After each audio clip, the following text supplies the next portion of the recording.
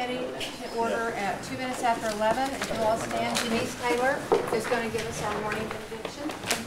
Heavenly Father, we thank you for the opportunity to be here to serve those that have elected us to serve. We pray that you'll be with us throughout this meeting and let our actions glorify you. We pray that you will be with the servicemen and women serving both here and abroad. Keep them safe as they keep us safe. Be with us as we go our separate ways at the end of the day, for it's in your name we pray. Amen.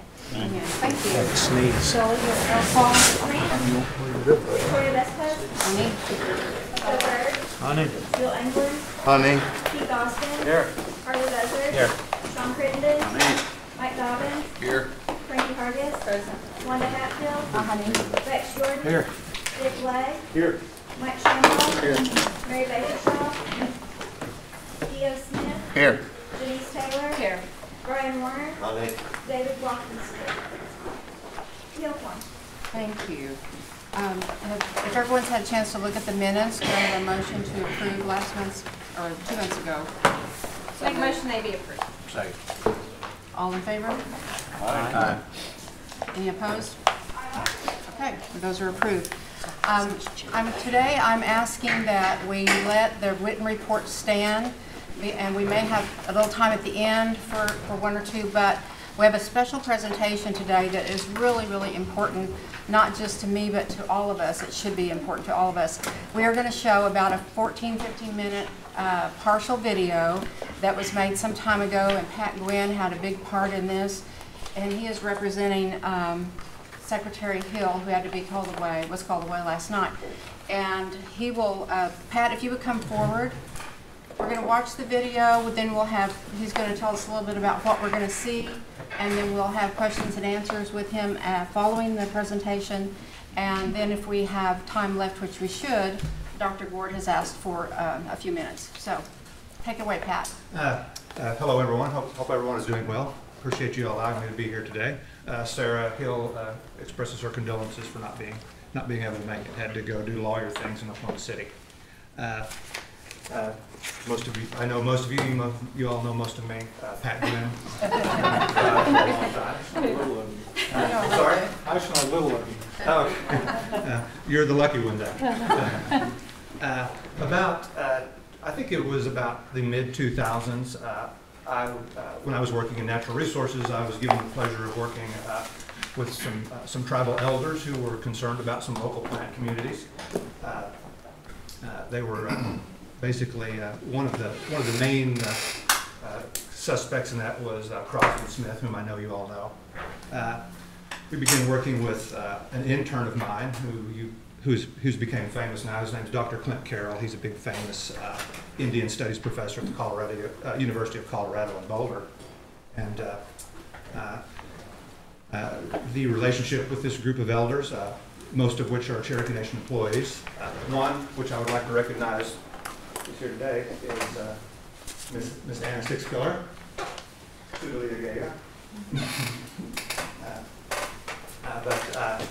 We decided that this group was very important, and they had a lot of things for us to do, and the tribe had a lot of things for them to do. So we immortalized them in the tribe. They have became incorporated under the state, so we can we try to get grant monies for this group, and we actually do have a grant with them right now. And one of the things that we're trying to do is one of the things that they've always asked us to do is to set them aside a piece of tribal land for the sole purpose of allowing for the sole purpose of allowing Cherokees to practice Cherokee culture. That simple. They don't want any roads made. They don't want any water line put in. They don't want any fences put in. They don't want any improvements. They simply want a piece of property where they can go and be unmolested and deal with some of the cultural aspects of their life. Not only that they can deal with it, but that they know that their children and their children's friends and their children's children will also be able to do this.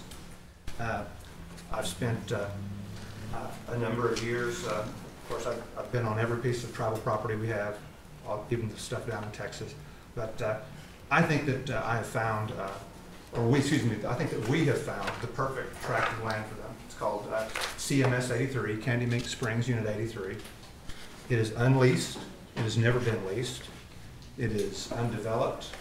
It has a creek that runs through it. It contains numerous very rare plant communities. It actually contains some plant communities that some of the medicine keepers have recently asked for permission to have to go all the way to Arkansas to gather. A few weeks ago, I was able to find a very large plant community that we really didn't think was available in Oklahoma. So several years ago, in an attempt to explain why we needed this, Dr. Carroll was the main impetus behind this, but we assisted Dr. Carroll and the Cherokee Nation Medicine Keepers in this video that you're about to see. It's a 30-minute video, which we're not going to do all 30 minutes of it. We're going to do just some of it because of time constraints, but I will let Ms. Councilman Vasquez start the video. All right. I have seen the thing in its entirety at a recent conference, and it's very impressive. All right, all I have to do is what? Unmute? Just like your ECR at home. It won't be on the screen. What am I supposed to do with this? Is it going to come on? Get some technical assistance. Sorry. I'm just now seeing the remote. Sorry. It's going to be on the TV, yes.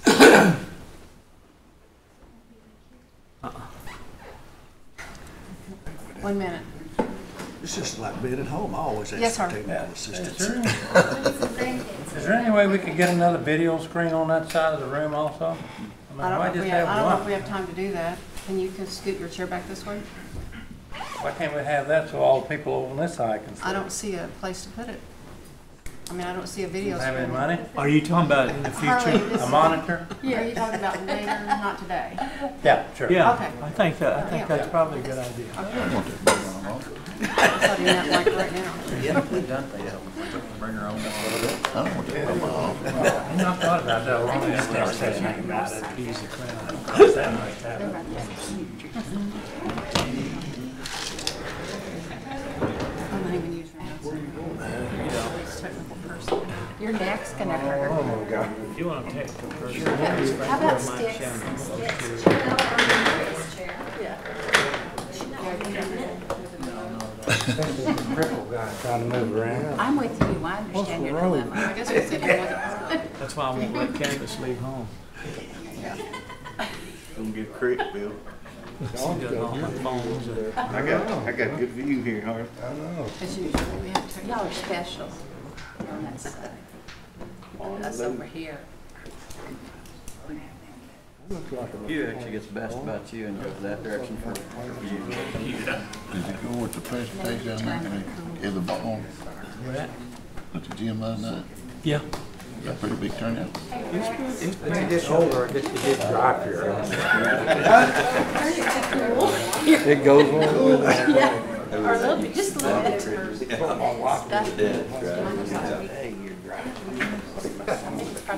So mine says sometimes, who are you driving? Rex, I don't think that fixes it. Yeah, but you're supposed to, when you get older, you get selected. Yeah, we just started it down to 70. Yeah. Choose what you want to hear. It'll make everybody mad, but me. Well, people, the audience is looking at us. That probably doesn't work anyway. No, makes you feel Just scratch the video. Okay, Go back to reports. okay. We have a change in plans due to system failure. You know that it is early morning, so we're going to go back to our report. So Harley, if you'll move back to the table. We don't have to watch Harley. And hopefully they will get it repaired and we can watch it toward the end of the meeting. So, and I know for sure that Molly Jarvis was not going to be here today. And so we'll move on down to the language program, and Roy Boney, John Ross, would y'all like to come forward? Whoever's here representing Cherokee Nation language, there they are.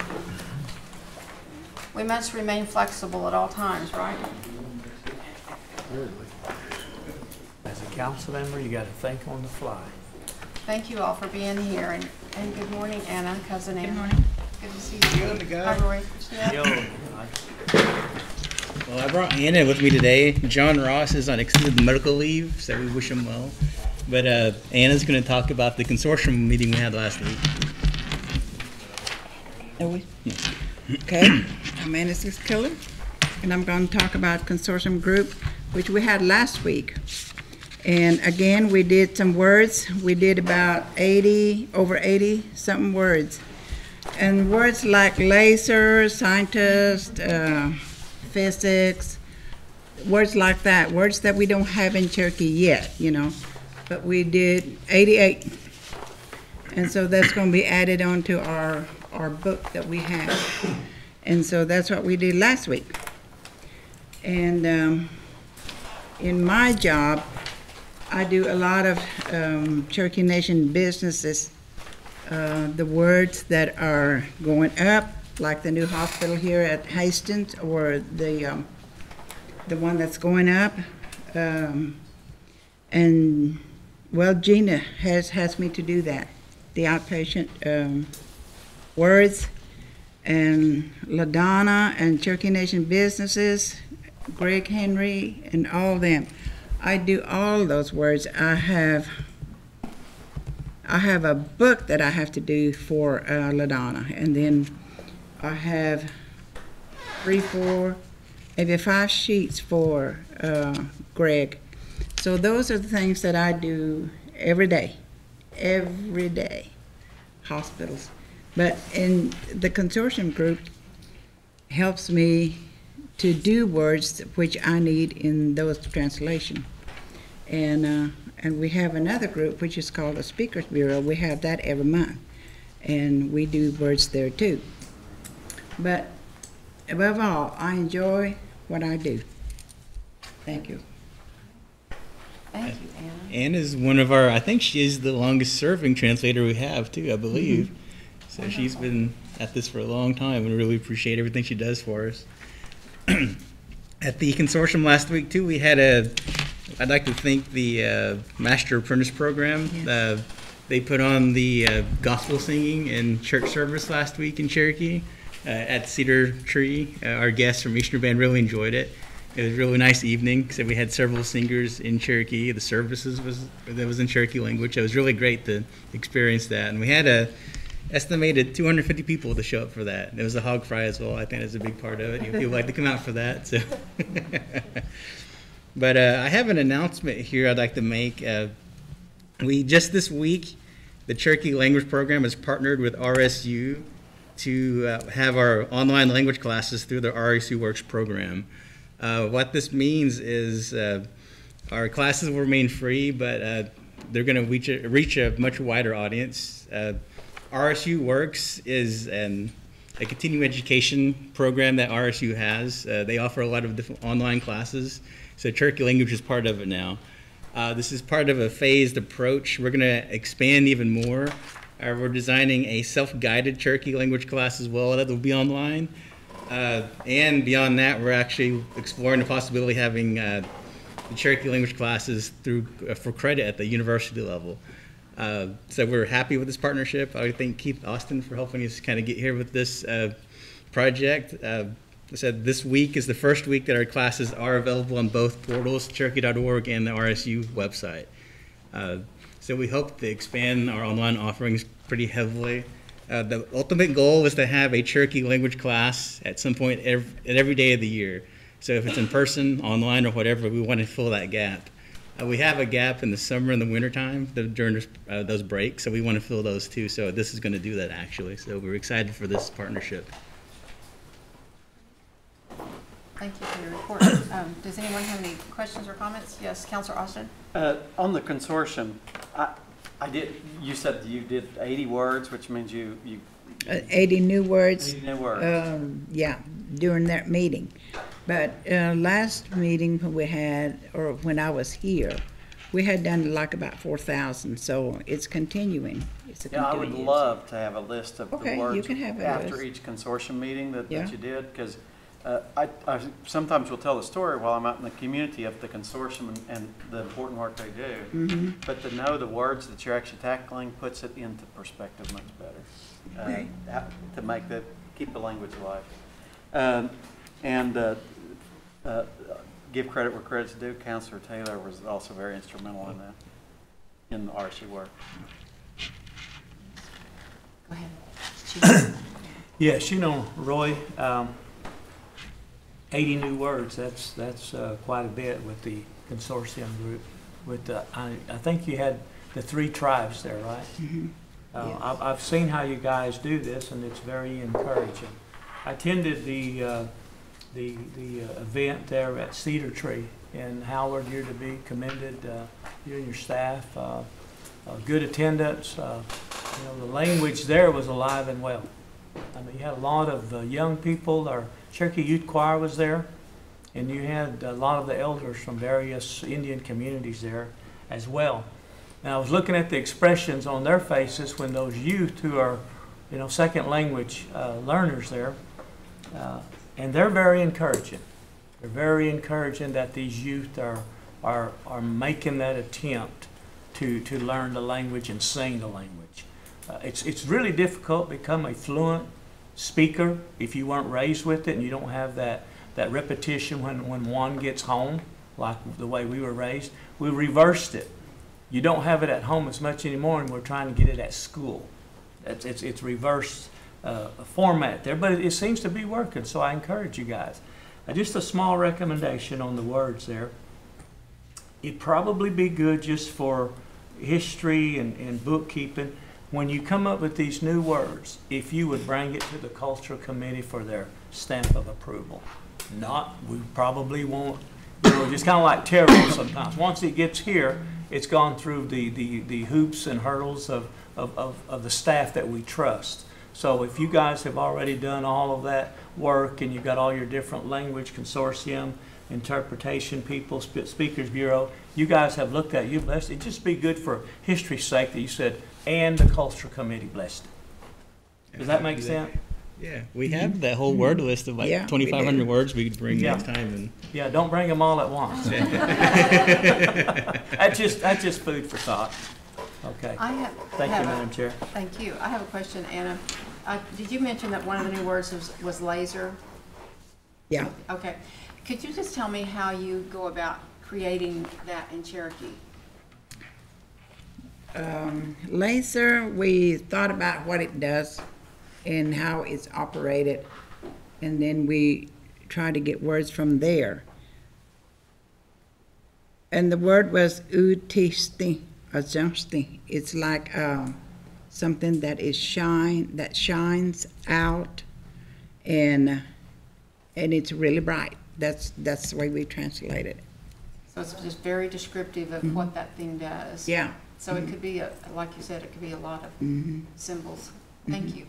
I would love to attend one of those, and I wouldn't understand what they were saying, but yeah, you would, the way they break it down, because they'll take a word, they'll use adjectives, and somebody will throw out an idea, then another will, then before it's over, they'll describe what it is, like that laser. And it's very interesting the way you guys do that. You guys have a very good democratic way of coming up with those words. that's great. Yes. And I think you may have answered my question. So when you do a word, Anna, do you do the descriptions or the definitions of that word? We have that on, so we have that on file. Yeah, both. We talk about it. Okay. Talk about But it is on file. Yes. Interesting. That's a big job. Anyone else? Any comments? All right, thank you all for your great report, and looks like Rob Doherty would be next. Is Rob here? Oh yeah, he's here. He's always here. Good to see you, Rob. You got it? Yeah. You. Squeezed you gonna nos. We got rained on, didn't we? That's good though. Wild onion, second round coming up. So. You've got your reports in front of you. If you have any questions, I've got some announcements to make, plus I've got some handouts. So anybody has any questions? Yes, Wanda? I want to commend you. I commend you for all the work that your department is doing. That's a department, not me. That's them guys back here. But I like the future events and okay. visiting the communities throughout the U.S. That helps our job. Good. It makes us, makes it a little easier. Thank you. But they love it. I get a lot of feedback from that, so thank you very much. Thank you. If you have any other suggestions that would make it easier, just shoot them at us. And Thank you for your entire program, though. I won't. That's. Well, let me make some announcements, and I may be stealing Counselor Shambaugh and Buzzard's maybe reports they might make, but everybody. But I think we are going to be in Washington, D.C. for the Cherokee Days. But the same weekend, for those of us that ain't got gas money to go to D.C., come to Jay. Second weekend in April, that's one of our old methods of getting fish. It's a gigging tournament. If you've never been to that, I encourage you to go. It's just as much fun as it is learning. I don't know if Counselor Shambaugh is going to be in a boat or not, but it's Friday and Saturday night, and they gig fish for 2 hours. Last year, a couple of our friends won it, and I think it was 785 pounds of fish, wasn't it? I think that's a lot of fish. Wow. 2 nights, 2 hours each, and the takeoff is just worth seeing. You'll see Narahar. That's right. You'll see boats running into each other and going like this, and but it's something to see if you've never. And it's one of the. I think it's the only lake in Oklahoma where we can gig without any interference from anybody.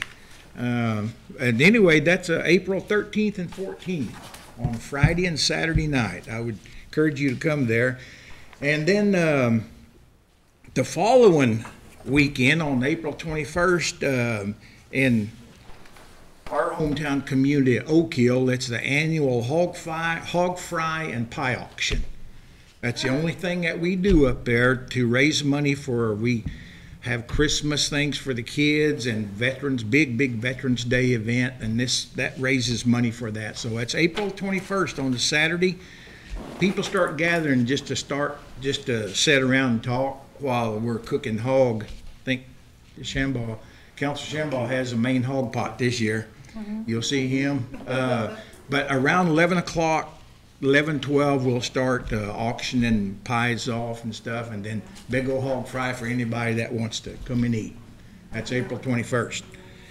Also, I have anything to do with my office, but today is actually a historical day in Major League Baseball.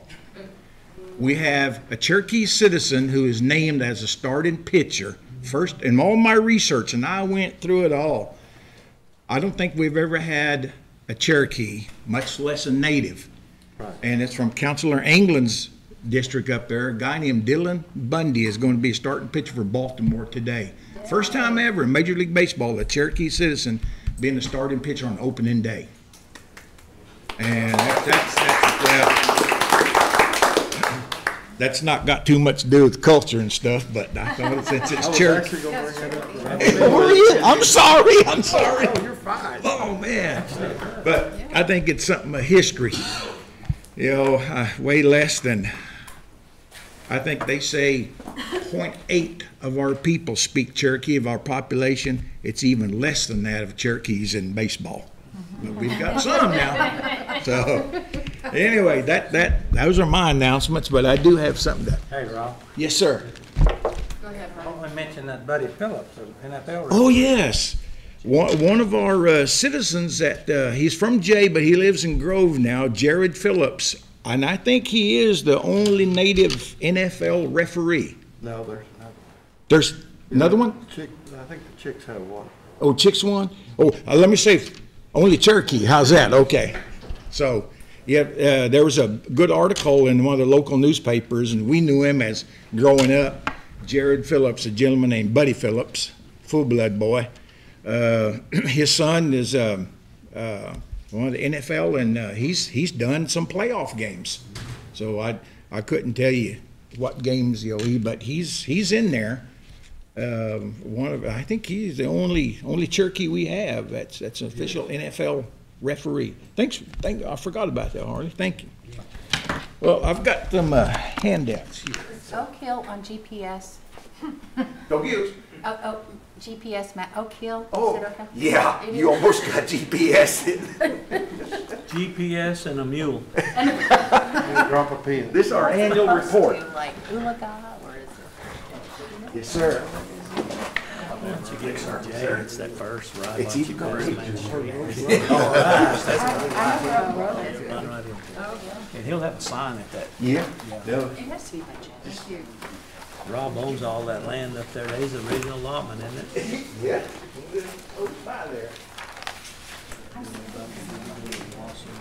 That looks like a nice report, Rob.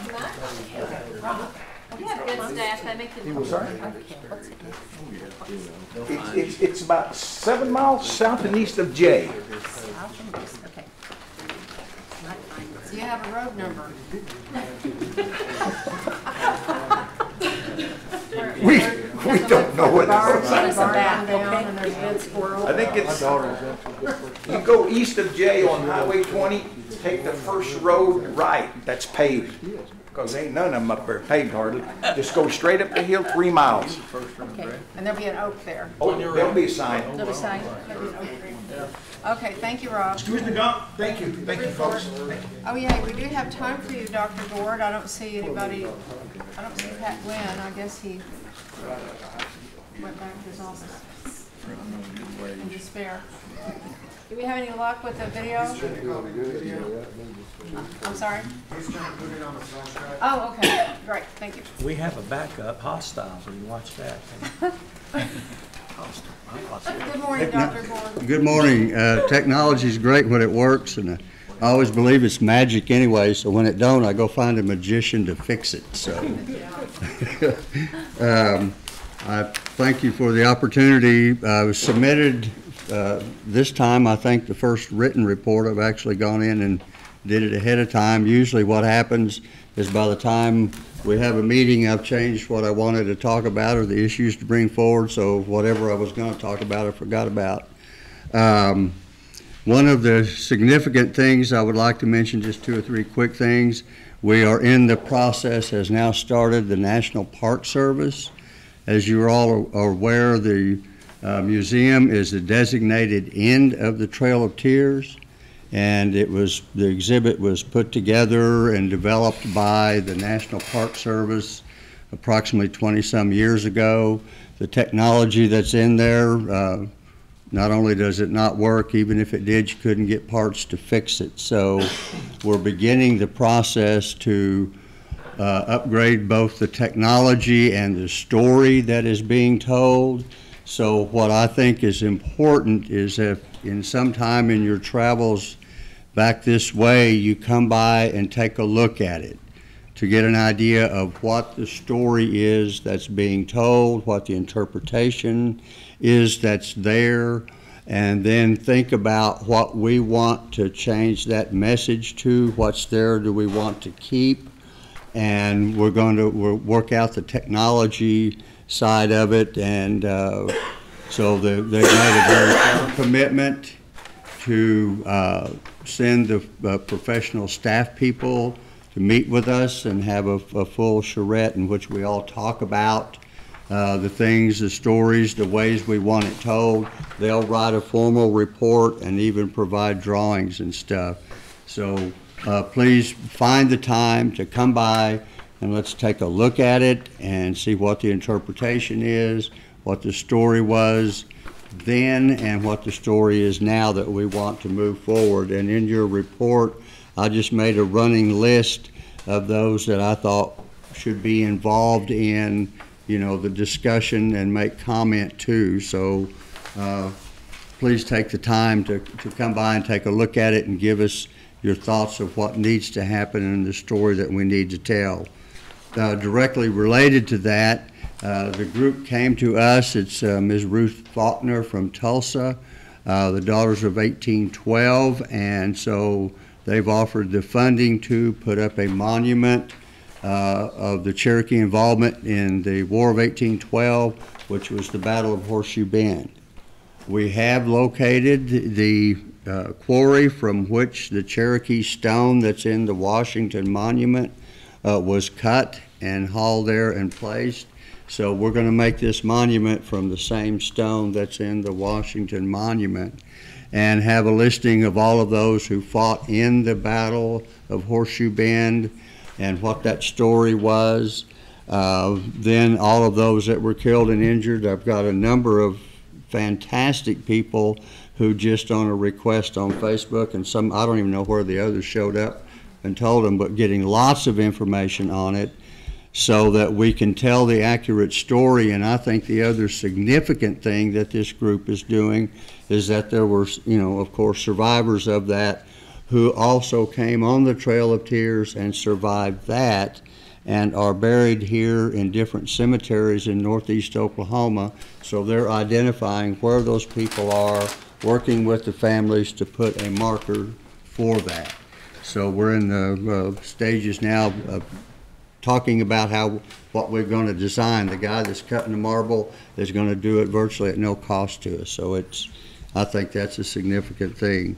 We're going to have an exhibit by the and get me with the correct name, the Indian Women's Pocahontas Club. I always say it backwards or get it wrong. From Claremore, who was formed in 1898 and has been very active in Cherokee history and not only Oklahoma politics, but national politics. And theirs is a story that's never been told yet, to introduce them essentially to the world. So we're having a really good time going through all of their historical records and documents, the Malvin and Will Rogers, and it's just a fascinating story that needs to be told.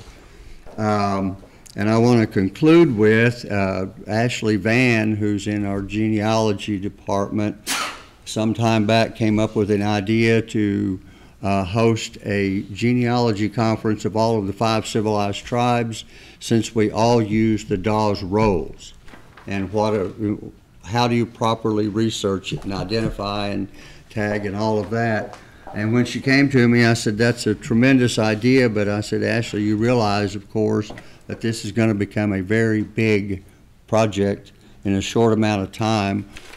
She went to the Roots Tech Conference in Utah, and the contacts that she made, we've already contacted the Hard Rock it's sponsored at the Chickasaw Nation this year. So we went to the Hard Rock to see how much room they had and stuff. We essentially booked the whole place, and already it's not big enough. So there's a tremendous national interest in this, and her idea and the work that she and Jean are doing there is literally going to put the Cherokee Family Research Center on the national map. One of the organizations that she met with has a little over 5,000 members, 3,000 of whom wanted to register for next year already. So we're running out of room real fast, so y'all get after C&B and build us another convention center somewhere. We will gladly accept donations from the council or others for sponsorships for the conference and stuff. So I'll leave that at that, but it is going to be a national attention. We're also working with other tribes so that as this movement goes forward to doing genealogical and family research involving American Indians is actually controlled by and under the direct responsibility and responsibility to federally recognized Indian tribes. It's not going to be just anybody out there collecting money to do a research. It will be a manner in which it's done in the right way because it involves Indian people. And again, I tell everybody, we're the only people that are mentioned by name in the U.S. Constitution. So I think that's significant, and there is a way this is going to put us on the map and in control of a very popular movement. It's the #1 recreational sport in the United States today. So I'll end it at that. Any questions? Yes, Sean. Yes. Hey, Doctor. I had a guy from our community. I think Frankie's probably heard Larry Nettles. Have you visited with Dr. Gord about that? I haven't know. Visited with Chief. Okay. He's works city clerks. There's a Stillwell Cemetery, and there's a marker that says "End of Trail of Tears," and I guess there's more than one, I guess. But anyway, they're wanting to donate some of that land and upkeep it, and he's got an idea about some sort of monument. But I've got his number. You care to contact him? I will do that. Yes, definitely. Is he the former band director? Thank you, sir. Thank you. Thank you. You're welcome. Was there another person over here? Okay, yes, Counselor Taylor. Dr. Gord, I had a question. I don't know if you can't speak to this or not, but in reviewing your financials for October, I see that there was board contributions of $10,000 versus only $90 for October of 16.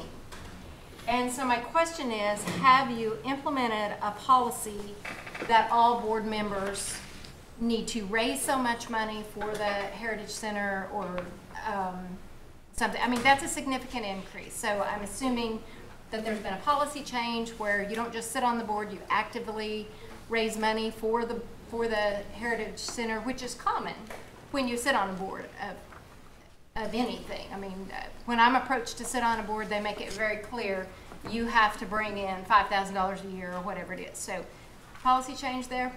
Not yet. It has been a point of discussion, and it is going to be a policy of the board for participation in and service on the board. Yes. Okay.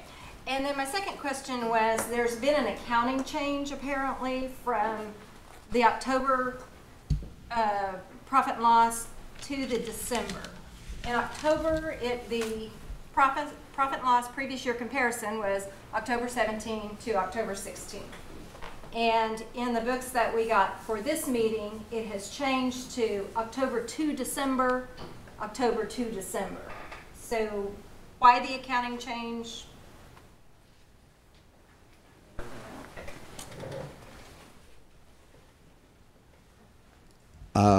As far as the reporting goes, I'm not sure I understand the question. Okay, in the reports that we got in for the end of the year, the profit and loss statement was October 17 compared to October 16.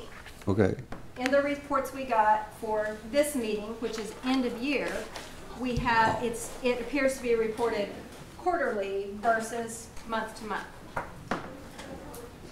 A part of that is that the board currently meets on a monthly basis. They're now talking about going to every other month, but a part of the situation there during the time frame in which you're asking about, the financial report goes to the Finance Committee just prior to the board meeting, and there was not a quorum for the Financial Committee to meet to present it to the board. So what we've done is have to put those together in different monthly things so that they actually got to the Finance Committee to be voted on by the board. It was not a movement to change the data within any given months. It was a function of when the Finance Committee met. Okay, can you tell me going forward, is it going to be a quarterly report or is it going to be month to month? The next board meeting is scheduled for April 17th, and that's when they will determine whether we go every other month or remain month to month, because we've requested it to be set every other month. Okay. Yeah. Right. You know, and we also just recently got an upgrade to our accounting system, and that's going to help a bunch also. Thank you. Mm-hmm. Any other questions for Dr. Ward? Just a comment. That was quite a success that your staff on the Indian, are you calling it Indian Territory Days? Yeah. I mean, you had kids from Kiefer, McAllister, Pryor. I mean, they were from all over, and it was so interesting because I guess they paid for that trip through JOM. Right. Little kids walking around face painting. I had a couple of them walk up to me you know, cute little kids. One redheaded, freckles, that's so neat. She come up and grab my hand. She goes, "Did you know I'm part Indian?" I said, "Yes, you are." So, you know, 20 years ago, we've come a long ways. Yeah. We've got all these little kids running around there, are just proud as they can be. And your staff, I mean, you had them at different stations, and I know you were spread thin, and they really do a good job of promoting the culture and the heritage with what we have to work with.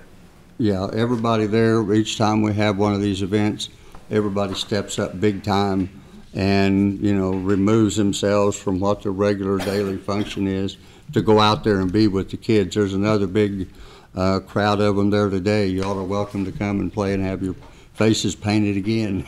Well, we had Counselor, you know, Jordan here. Yep. And had Counselor Shambaugh, and you know, Shambaugh on a dare had a feather drawn on the side of his head. And we finally convinced Counselor Walkenstick to take some kind of a drawing on his head. He didn't know what it was. I told him it was a swastika, and he didn't know what it was. He said, "What's a swastika?" I said, "Well, we're going to have to do some research." So, but yeah, it was good to support your staff and the council members. I mean, I think it's educational for us as well.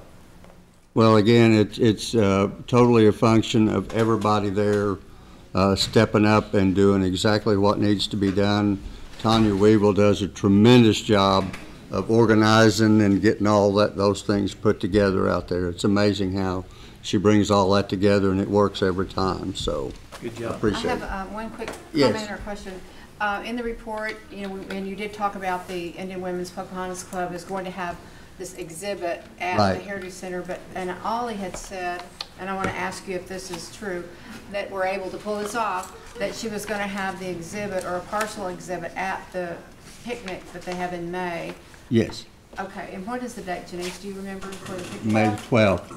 It's May the 12th. So it'll be a miniature of the Yes. exhibit that's going to be at the Heritage Center. Right. Okay. Most of the stuff will be here, but samples of it and the advertising and all of that for it is to happen at the event on May the 12th. Good. Right. Okay, thank you very much. Mm-hmm. We're still, thank you. Still seeing if we can see any of this film today, or if we need to postpone. The issue is they can't stream the meeting and do the video at the same time. A Okay. suggestion may be you adjourn this meeting. Before adjournment, say, we're gonna watch the video following the meeting. If there's any questions, you can put it on the agenda at the next meeting and bring out those questions then. And then that way the questions are addressed straight in the actual meeting. So if I adjourn the meeting right now, we've got time to see the thing entirety? Okay. I'm going to adjourn the Culture Committee so that the council can watch a video about the medicine keepers, and then we will address questions in this issue at the next Culture Committee. So we will not be able to stream the rest of this to the public, but we will get to watch the video in here. So Culture Committee is adjourned for now. Okay, do we know how we're going to look at it? Let them know, and then